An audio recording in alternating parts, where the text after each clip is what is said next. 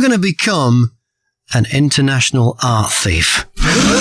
Yeah, you see, Fix Radio in London, it's in Bankside. We're not that far from the Tate Modern. So every lunchtime, I've been going over there and looking at the art. And I've started thinking about how hard it would be to steal one of the paintings. I've looked around the back of a lot of them and I can't see any wiring or anything that looks like an alarm. It's also clear that they're just hanging on the walls without anything securing them. And there isn't always a security person in every gallery. So if I time it right, it wouldn't be that difficult to just lift the painting off the wall and have it away. Now, the major problem would be getting out of the building. None of the art's on the ground floor, level 1. The Tate Modern is an old power station, so it's huge, and the combined entrance exits are a long way from the galleries. There are 2 security guards posted at each entrance exit, and they seem more interested in me when I'm on my way out than when I'm on my way in. And the rules say you're not allowed to take in any bag that's larger than cabin baggage. Sports and recreational equipment are banned, and so are musical instruments. Large wheelie bags or boxes are not allowed. So keeping the painting hidden as I walk out past the guards is the real challenge. It's going to take some time to get it out. So it'll be important to make sure that no one realizes it's missing till I'm long gone. That's why I've chosen a relatively famous painting. One that I can buy a print of the same size as the original. If no one notices me making the switch, it could be days before anyone realizes the original has disappeared. And the really good news is I can buy a high-quality reproduction from the gift shop in the Turbine Hall on level 0. The painting I've chosen is Picasso's Weeping Woman, which is on level 2. I took my tape measure in there yesterday, and I've got all the dimensions. The print I'll need is 608mm by 500mm. And once I've bought the replica, I'll take it to a framer's.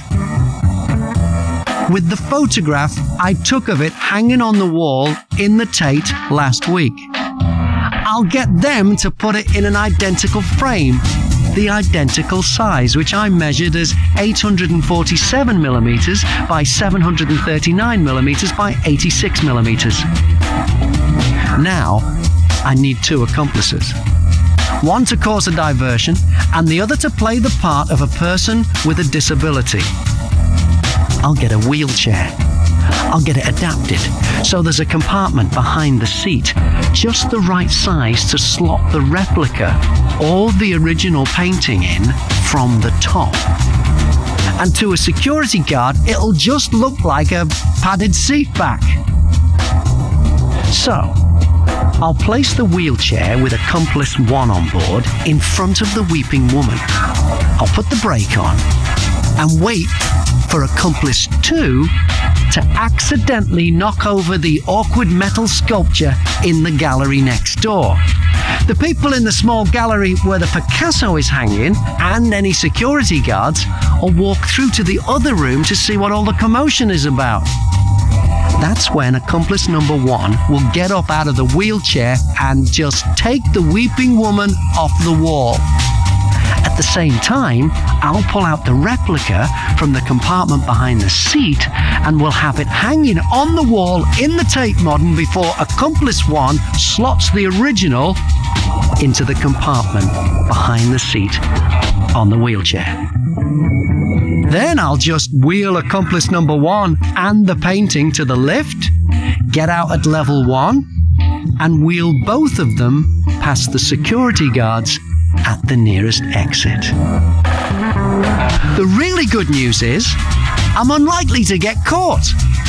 According to Noah Charney, who's a scholar and author who's published loads of books on art theft, we're very bad at catching art thieves. There's a really low recovery and prosecution rate. Something like 1.5% cases of art theft see the art recovered and the criminal prosecuted. I like those odds. The only flaw in my plan is, according to this Charney, in an article published in insurancejournal.com, fine art theft is relatively easy, but selling the stolen art is almost impossible. He says, people assume they'll be able to find a criminal art collector, when in fact, there are very few historical examples, maybe a dozen or 20 who fit the bill. Hundreds of art objects are stolen every year, so those odds are bad. For my new career as an international art thief to take off, what I need to do is find a buyer in advance. And that's where you come in. Want to buy a Picasso?